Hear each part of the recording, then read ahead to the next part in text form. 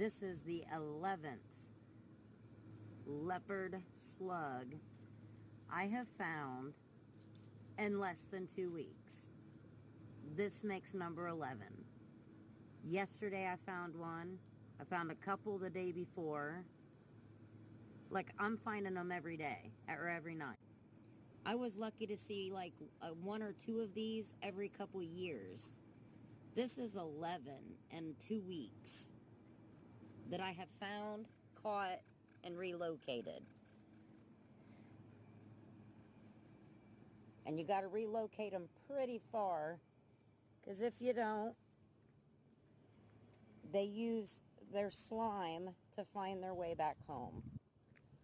Literally.